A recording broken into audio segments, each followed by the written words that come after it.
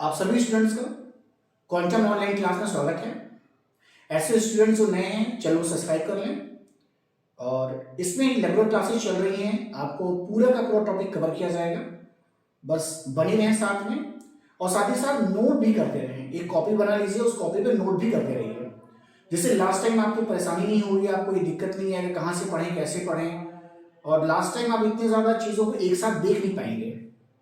तो मेरा सभी से निवेदन है कि कॉपी लेके बैठिए और उसे नोट भी करते रहिए। हम लोग जो देख रहे हैं, हम लोग जो है यूनिट सेकंड देख रहे हैं। बीएससी फर्स्ट ईयर की बीएससी फर्स्ट ईयर का फर्स्ट सेम की क्लास ये है। इसमें यूनिट सेकंड देख रहे हैं और उसमें हम लोग ने ढेर सारे टॉपिक पहले से देख लिए हैं। लास्ट का जो टॉपिक देखा था हाइब्रिडाइजेशन किसे कहते हैं, कितने प्रकार का होता है और कैसे इसे निकालते हैं, ये सारी बातें हम देख चुके हैं। ऐसे बच्चे जिन्होंने नहीं देखा है वो जाकर के फिर से देख सकते हैं। तो अब इसके आगे हम देखने जा रहे हैं, बहुत इंपॉर्टेंट एक थियरी है, उस थियरी को देखने जा रहे हैं। तो थियरी का क्या नाम है? थियरी का नाम है valence shell electron pair repulsion theory. Short form में क्या कहते हैं? तो शॉर्ट फॉर्म में सबका पहला लेटर ले लीजिए। तो शॉर्ट फॉर्म में क्या कहेंगे? शॉर्ट फॉर्म में कहेंगे VS, इसके बाद लिखिएगा E, VSEPR थियरी। इस नाम से भी ये जाना जाता है, VSEPR थियरी के नाम से भी जाना जाएगा। V for balance, S for sale, E for electron, P for pair, R for repulsion. आसान थियरी में से एक है लेकिन काफी इंपॉर्टेंट थियरी है। इस थियरी को पढ़ने से पहले दो बातें समझना बहुत जरूरी है, और ये दो बातें समझ जाएंगे तो थियरी याद नहीं करनी पड़ेगी।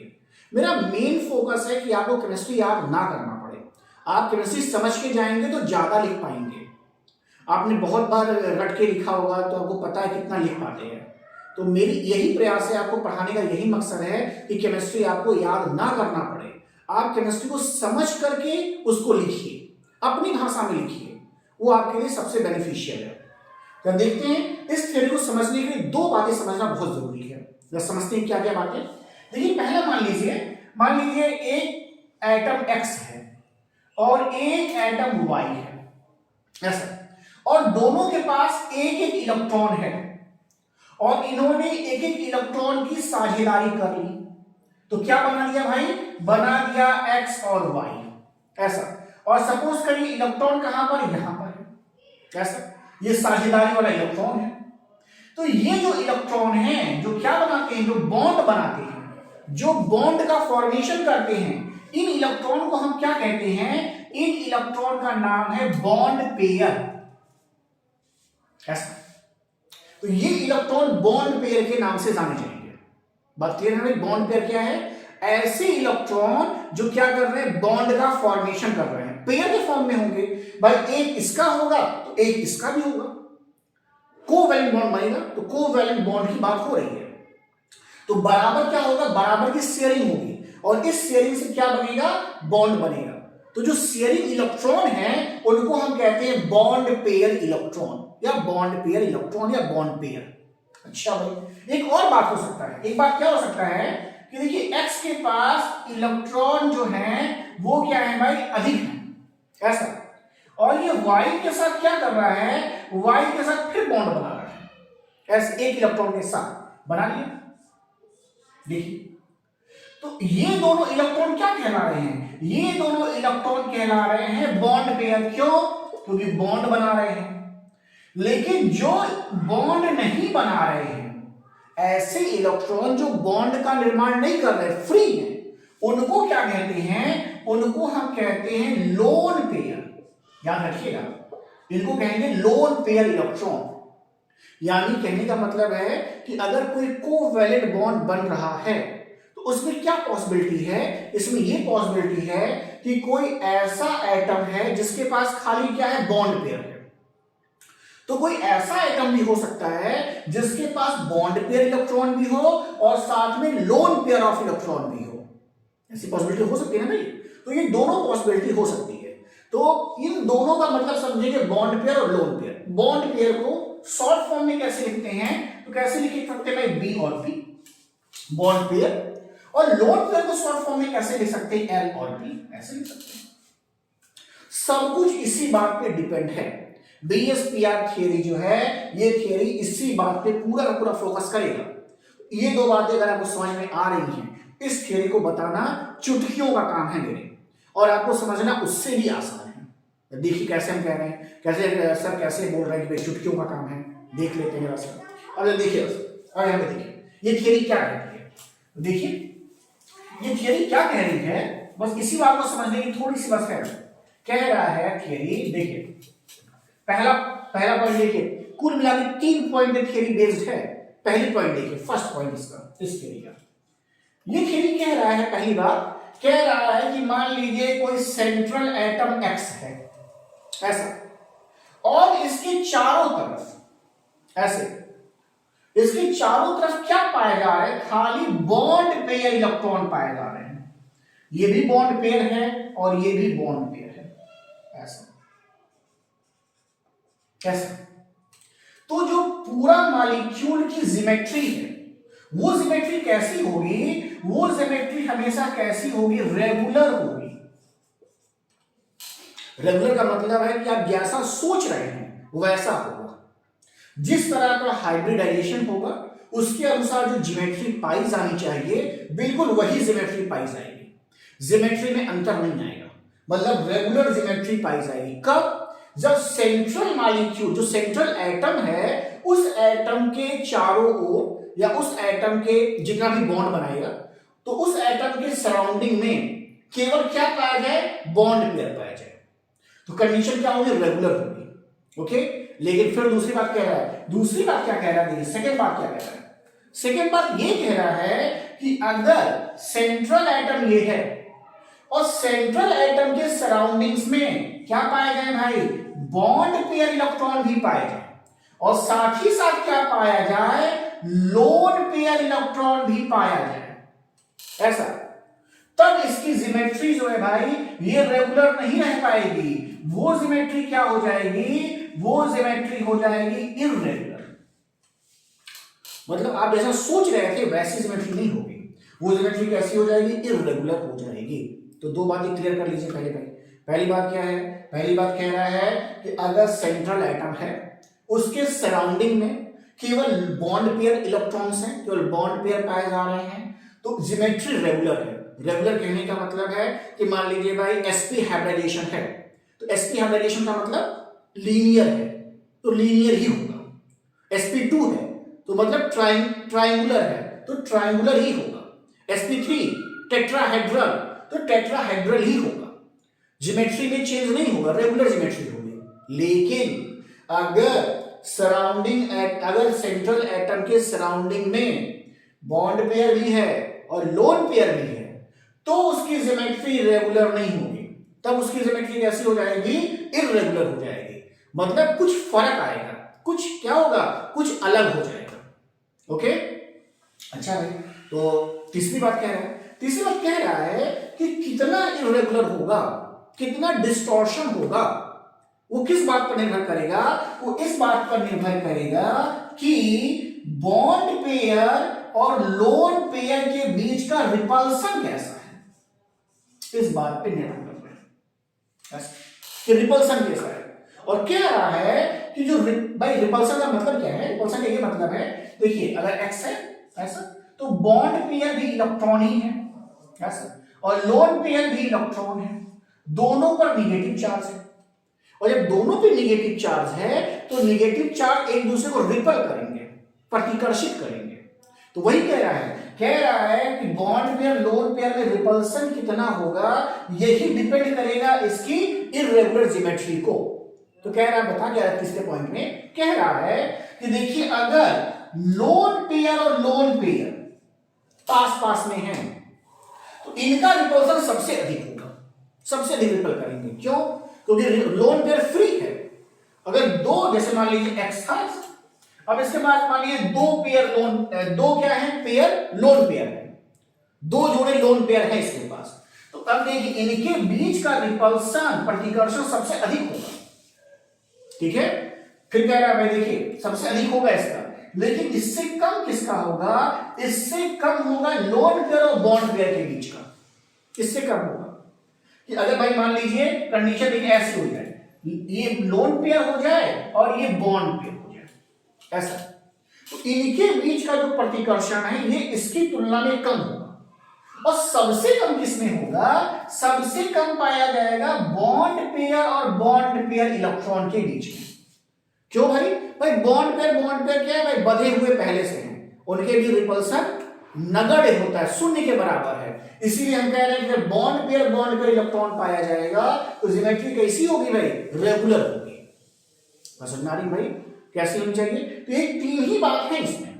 पहली बात कि अगर किसी भी सेंट्रल एटम की चारों ओर उसके सराउंडिंग्स में केवल बॉन्ड पेयर इलेक्ट्रॉन्स हैं, रेगुलर ज्योमेट्री। बॉन्ड पेयर के साथ लोन पेयर इलेक्ट्रॉन्स भी हैं तो इर्रेगुलर होगा, ज्योमेट्री सिमेट्रिकल नहीं होगी। और कितना इर्रेगुलर होगा वो इस बात पे डिपेंड करेगा कि लोन पेयर और बॉन्ड पेयर, लोन पेयर पाए जा रहे हैं कि लोन पेयर बॉन्ड पेयर पाए जा रहे हैं या बॉन्ड पेयर पाए जा रहे हैं, इस बात पर निर्भर करेगा। ये तीन ही पॉइंट इसके हैं, इन्हीं तीन पॉइंट को लिखा जाता है। कि पहला पॉइंट अगर इंग्लिश में लिखना है कि if central atom is surrounded by only bond pair electrons, then the symmetry of molecule is regular.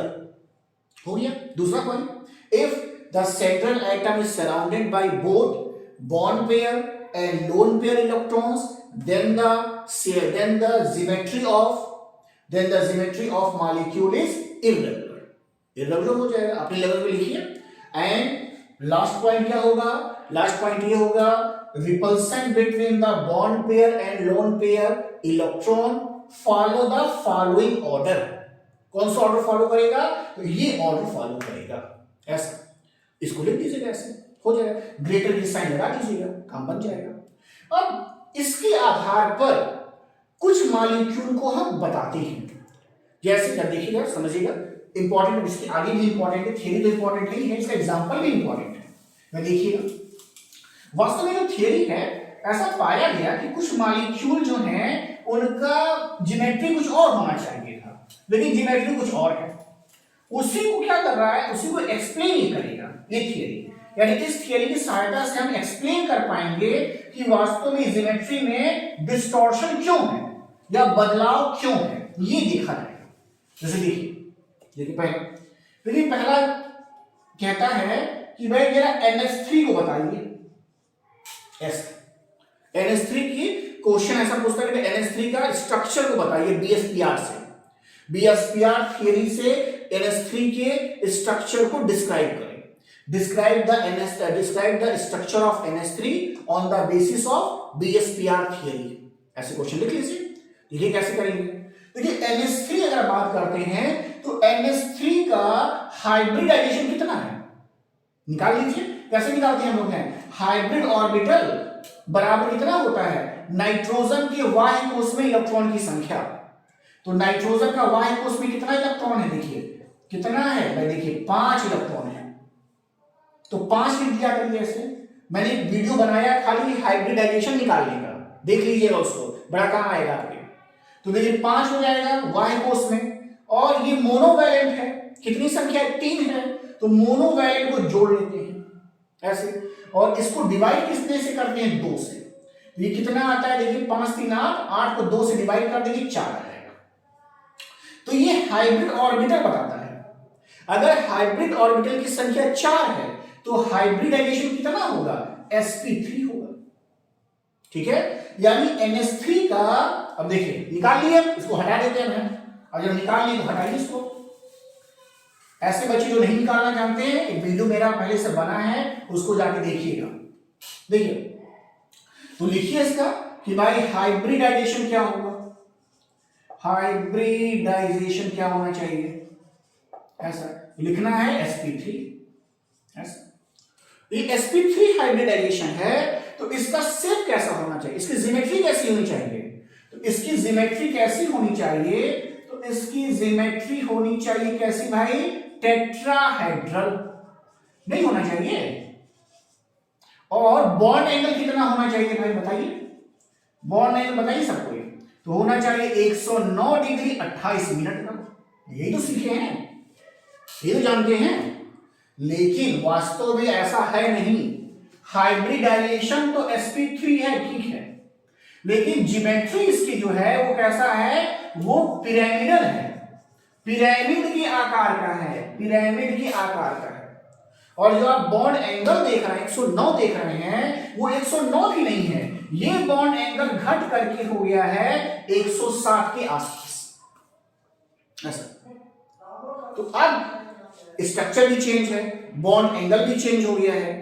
अब ये डिस्क्राइब कैसे हो रहा था, तो इसी को डिस्क्राइब करने के लिए थियरी है कि वास्तव में चेंजेस क्यों देखने को मिल रहे हैं, आखिर ये चेंजेस क्यों आ रहे हैं।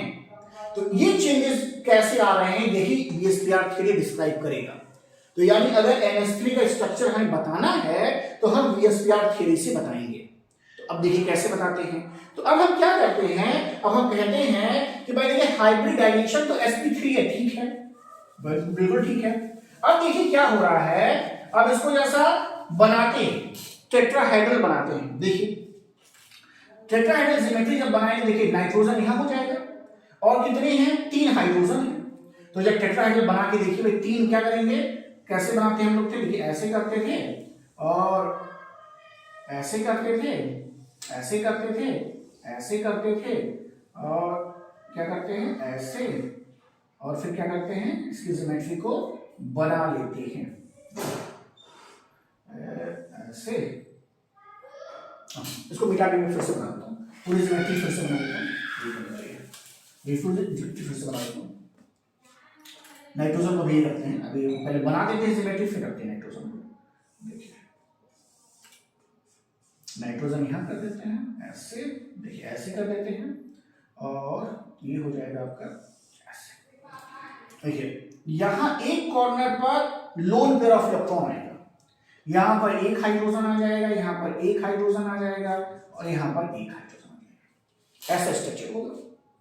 ऐसा क्यों बना है, क्योंकि देखिए NH3 का जब भी बनता होगा तो एक हाइड्रोजन, एक हाइड्रोजन, एक हाइड्रोजन, और नाइट्रोजन के पास एक लोन पेयर ऑफ इलेक्ट्रॉन बच जाएगा इस नाइट्रोजन के पास।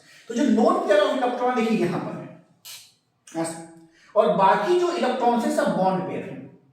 तो क्या रहा है थियरी, कह रहा है कि जो आपको स्ट्रक्चर पिरामिडल दिखाई दे रहा है और जो बॉन्ड एंगल कम हो जा रहा है, वो क्यों हो रहा है, क्योंकि यहां पर ये लोन पेयर इलेक्ट्रॉन है और ये लोन पेयर इलेक्ट्रॉन क्या कर रहा है, इस बॉन्ड पेयर इलेक्ट्रॉन को नीचे धकेल रहा है ऐसा। तो जो बॉन्ड एंगल 109 होना चाहिए था वो घट करके कितना हो जा रहा है, वो घट करके हो जा रहा है 107 के आसपास। 106.5 होता है, 106.5, तो 107 मैंने लिख दिया है, इतने के आसपास हो जा रहा है। और इसी में क्या हो रहा है, स्ट्रक्चर भी इसका क्या हो रहा है, चेंज हो जा रहा है। यानी इसका स्ट्रक्चर जो होना चाहिए था टेट्राहेड्रल, वो हो जा रहा है पिरामिडल। तो यानी हम कहेंगे कि ये जो आपको देखने को मिल रहा है, क्यों देखने को मिल रहा है, लोन पेयर और बॉन्ड पेयर के बीच में क्या पाया जा रहा है, रिपल्सन पाया जा रहा है, इसी के कारण ऐसा हो रहा है। तो ऐसे ही ढेर सारे स्ट्रक्चर की हम व्याख्या करेंगे, बताएंगे। आपके कोर्स में ढेर सारे स्ट्रक्चर्स हैं, उस सबको हम बारी बारी से करके देखेंगे। तो आज के लिए वीएसपीआर थियरी है और NH3 का स्ट्रक्चर है, अच्छे से देखिएगा, पढ़िएगा, और भी चीज़ों को आप पढ़िए, ध्यान रखिए इसमें। और अगर आपको समझ में आता है तो लाइक भी जरूर करिए। आप जब लाइक करते हैं तो मुझे पता चलता है कि आपको वीडियो समझ में आ रहा है, तो मैं उसे और बेहतर बनाने की कोशिश करता हूँ। और जब भी आपके एग्जाम आएंगे तो मैं रिवीजन भी कराता रहता हूँ, और मेरा पूरा प्रयास रहेगा कि आप अच्छे से अच्छे नंबर प्राप्त करें। तो देन थैंक यू।